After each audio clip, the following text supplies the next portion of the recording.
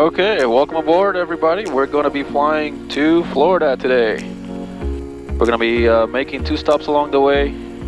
First one in North Carolina and the second one in Georgia. Nobody wants to sit in this plane for 6 hours straight. So each leg should be about 2 hours as opposed to a solid 6 hours in the air. Sound good? Yeah. Alright, so this is a first in a 3-part series of a flight we did down to Florida.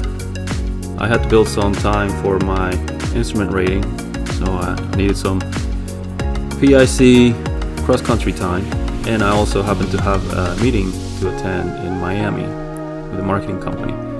So I did what any sane person would do and flew my family down with me to Florida for a little bit. The first trip we did was down to Fort Myers, and then from there we went to South Florida, and from there we went to Kissimmee, Orlando, and after that we came home. This first video focuses on that first leg of that trip down to Fort Myers. So it's KBTP to KFMY, and that is quite a long flight in a PA-32. Even if we're doing 135, 140 knots, that would take over 6 hours. And nobody wants to do that, so I had to break it up into 3 legs and 3 roughly equidistant legs, so that each one of them would take about 2 hours, just over 2 hours. The first one we did was down to North Carolina, looking at fuel prices. That's one of the deciding factors. We stopped in Elkin, where fuel is $3.99 a gallon. They also have a 4,000-foot runway, and that's plenty long for my aircraft. And after Elkin, we stopped in Georgia, and there are 2 good airports to stop at here. One of them is Baxley, the other one is Bacon County. They both have fairly inexpensive fuel. For some reason, we decided to stop in Baxley at the time, where fuel is $3.98 a gallon, but Bacon County is probably just as good a choice.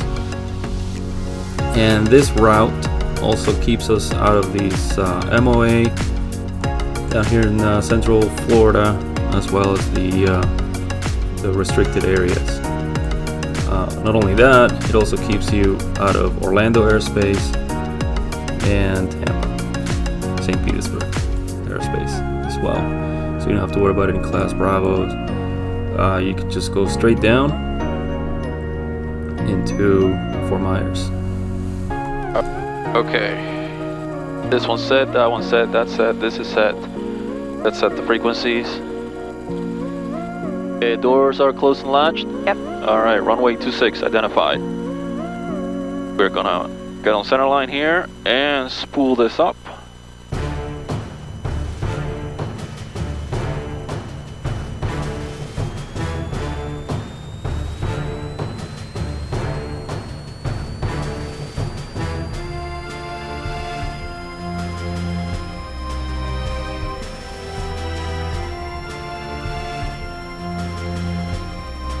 Here we go.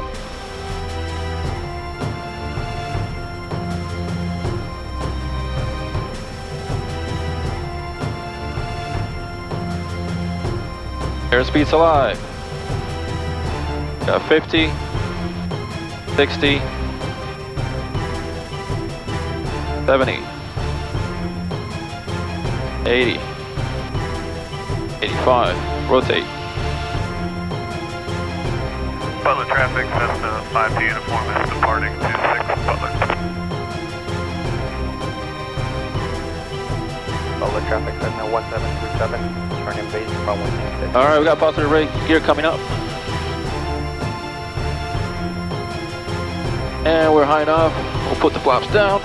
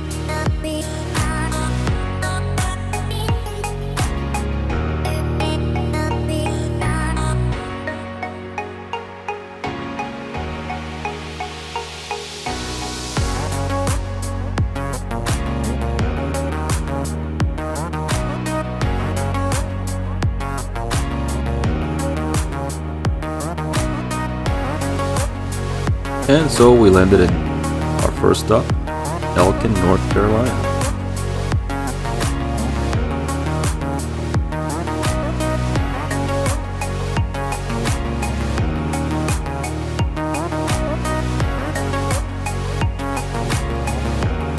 So we clear the active, and we realized that we weren't the only people here getting gas. Apparently word gets around that these folks have some pretty cheap fuel here. So we were waiting behind an LSA and a Cessna 152 to fuel up. Not a big deal. We figure that we'll get some gas and grab a crew car, get something to eat, and get back on our way. Well, it turns out they don't have a crew car. Well, they used to have one, but it hit a deer and the other one hit a cow. So we kind of had no transportation. Luckily, the folks down here in Elkin are real nice, and one of the guys actually let me borrow his personal car to go out to Chick-fil-A, grab some food, and eat it here with the family before heading back out. However, it wasn't until we headed back out and took off that we realized how helpful these guys really are.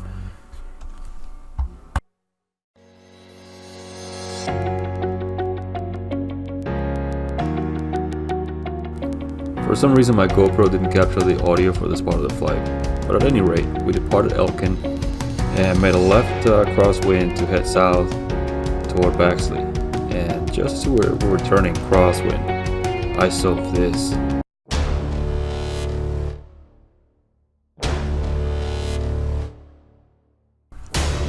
That's right, my JPI 730 was giving me a low voltage warning, 11.7 volts. That is over 2 volts lower than the 14 volts it should be reading. And sure enough, I look at my alternator output and it was at 0.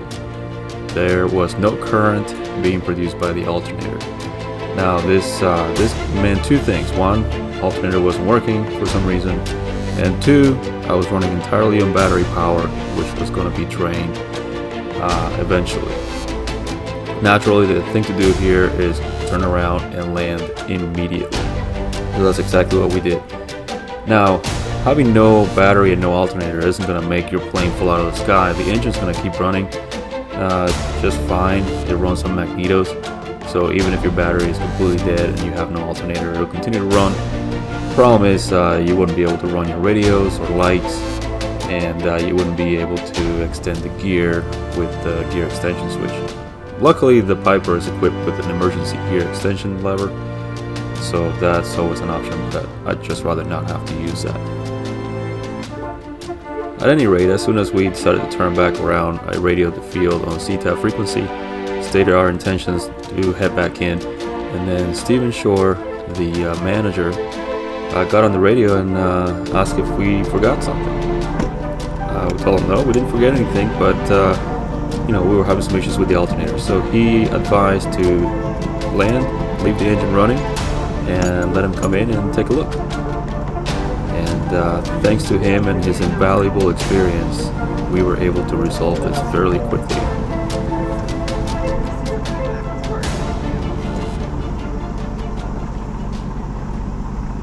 Diagnose this in 2 seconds. You want me to shut it down? No, don't shut it down yet. You got a split switch? All right, show me. Right here. Okay, show me your alternator. Where's the alternator output? Alternator is... No, you're on your gauge here. Oh, my gauge? Yeah, right here. So I'm getting 0 amps and the battery is low, 11.8 yeah, volts. okay, so the right-hand side of the switch, cycle that right-hand side of the switch. Only that side. There you go, now back on. Now rev it up just a little bit more. And cycle that switch again. Now cycle both of them off.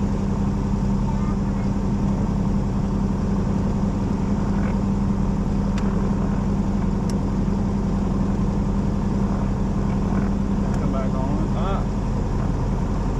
Came alive. How'd you know? I've done this about 32 years. So if what I would do is probably just a voltage regulator. Okay. Let's see if it comes off wire. I'm gonna pull it down. Let's stay on. So cut your avionics matcher back on. See what it does. Still making power. Yeah. So what it probably did, it just didn't see when you turn the battery contactor on, it didn't get a full contact, so it wasn't able to charge. It wasn't. Usually when you turn the right-hand side of that switch off, it flashes the field, and that's how you actually turn your alternator off. So why don't you turn your alternator off? Turn that right-hand side off and watch the alternator go off. Now turn it back on. Okay, so it's working like it's supposed to. Okay. I wouldn't worry about it. You know, I mean, you're going to be. Where are you going next? We're going to Georgia, and then from there to Florida. Well, here's the thing: if it acts up again, you know, you don't want to run it out of power at night. Yeah. So just, you know, use your best judgment. It could be the regulator. That tells me that it's more than likely. It could be the regulator. It could be a contactor. It may never do it again. You know, it may never do it again. Yeah. So you know, if it does it, you know, just remember that gear's electric. So Yeah. you know, cut everything off you don't need and put the gear down and land if you have to. You know what I mean? But I think it's fine. I wouldn't worry about it a bit. It's just if it does it again, if it trips out. Did it come on when you first took off, or did you not notice? I didn't notice it until I was in the air, and then I saw battery voltage warning, and then I looked at my alternator. It's like crap. Well, here's the thing: if you put the gear up again and it puts a load on it and it trips it out, it could be that the alternator's going bad or the regulator's going bad. So just be advised. You might, and you can probably turn it to do exactly what we did: get up to a safe altitude and recycle it like you just did there, and then it'll probably come back on. But if it keeps doing it, something's getting ready to take a dump. Okay. So just watch it. Okay. Okay, buddy. Y'all have a good trip. You're fine. Thank you. So a big thank you to Stephen Shore, airport manager, for going out of his way to help us out here. With all his years of experience, he was able to troubleshoot this problem in no time at all, and didn't even charge us a dime. I mean, these are some good people here in Elkin, and I'll be sure to visit them again next time I head south.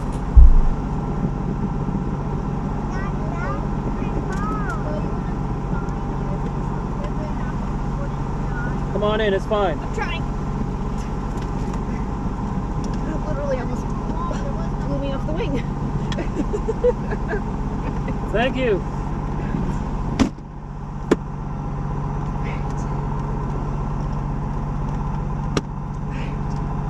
Looks like it was just a fluke. He said it just had to reset or something. Huh? He said it just needed a reset or something. Yeah. All right. Let's try that again, guys. Don't make us crash. Okay, I'll try not to. Well, he didn't make us crash. Are you recording this? Yes. Yeah. Oh,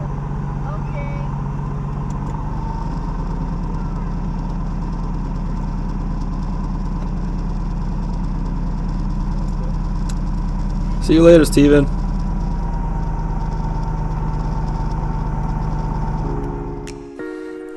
And just like that, we were back in the air. Next stop, Baxley.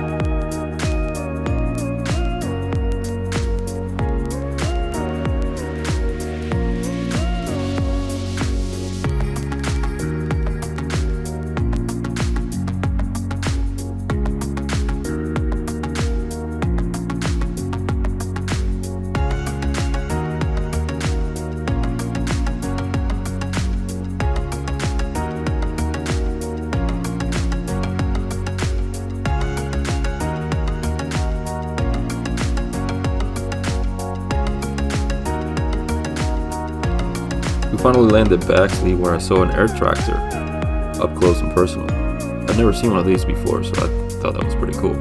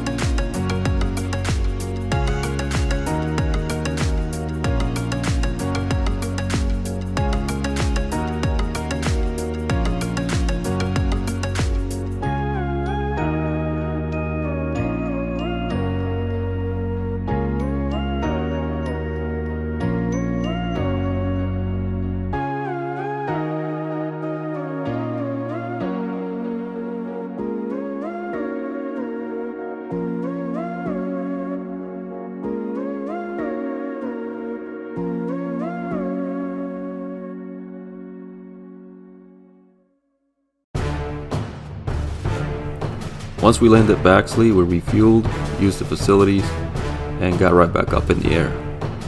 The weather wasn't great, it was MVFR, but it was broken, and we found a hole through it, did a climbing spiral, and then we were VFR over the top.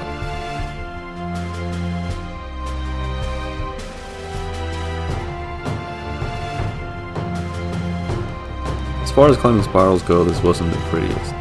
But hey, it worked and it got us over the clouds and we maintained VFR. We already knew the forecast in Fort Myers was good, so all we had to do was get up through and out of this. Once we were over the clouds, we were rewarded with the most beautiful sunset. Honestly, the GoPro does not do this justice to the colors that we saw up there. The view was simply unparalleled, and this is just one of the many joys of flying.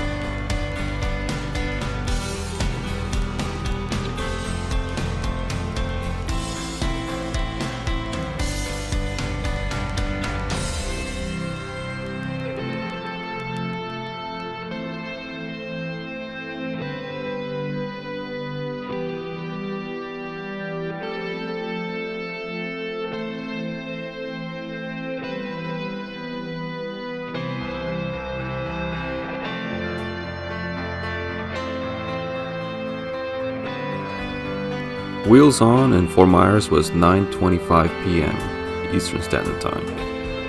It's not bad considering wheels off in Butler was 10:38 a.m. and we spent a lot of time on the ground. Could we get there faster in a different aircraft? Like a pressurized twin perhaps, or turboprop? Even a jet? Yes, of course. But the point is not to get there fast per se, but really to build time. After all, I am trying to build some PIC cross-country time for my instrument rating. So this is kind of the perfect aircraft to do that